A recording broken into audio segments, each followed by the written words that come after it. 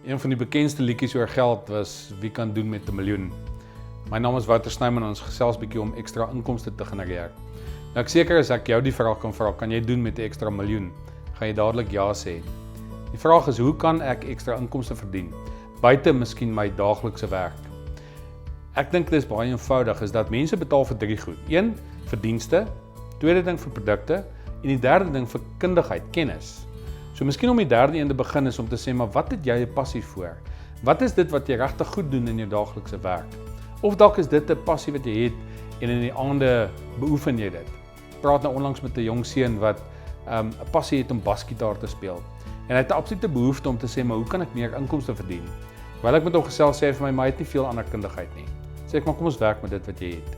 So, ons gaan aanlyn en ons kom op 'n aanlyn program af waar iemand besig is om basgitaar lesse te verkoop, aanlyn lesse. So dollar inkomste $250 vir hierdie 6 weke kursus. Meer as 15,000 studente wat ingeskryf het. Nou as jy dit gaan omskakel in randterme, praat ons van 'n multimiljoen rand besigheid vir iemand wat basgitaarlesse aanbied. So die vraag is, waarvoor het jy 'n passie?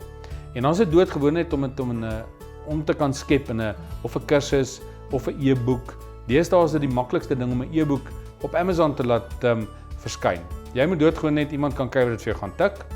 Dit gaan bietjie verhandel om in 'n netjiese boek te kan sit en jy kan dit aanlyn sit binne 'n paar minute. En dis die voordeel van tegnologie. Elkeen van ons het teen 'n of 'n slimfoon, iPhone of wat dit ook al mag wees in jou sak.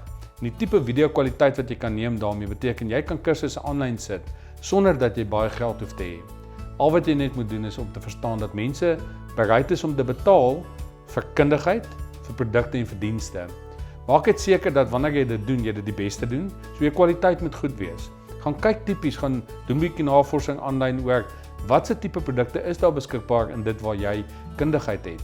En gaan gebruik dit as, ek wil amper sê, gaan steel so 'n bietjie met die oog en kyk wat doen die ouens wat regtig goed doen daarmee en gaan pas dit toe in jou eie omgewing.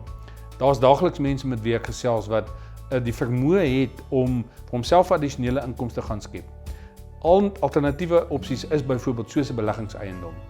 Dink gou vir 'n oomblik dat in Suid-Afrika het ons juis hierdie scenario waar ons 'n groot opkomende mark het.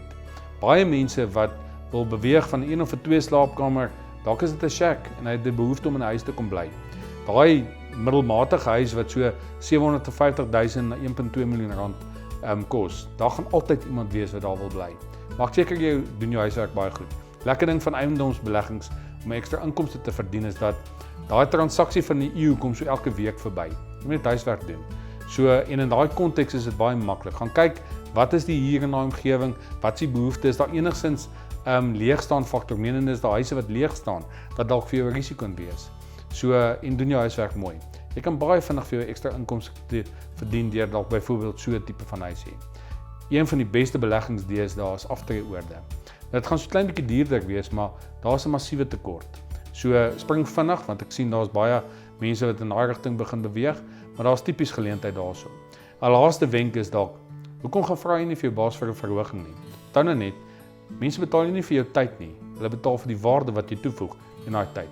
Hoe meer jy waarde toevoeg, hoe meer waardevol raak jy, hoe groter inkomste kan jy verdien. Baie sterkte.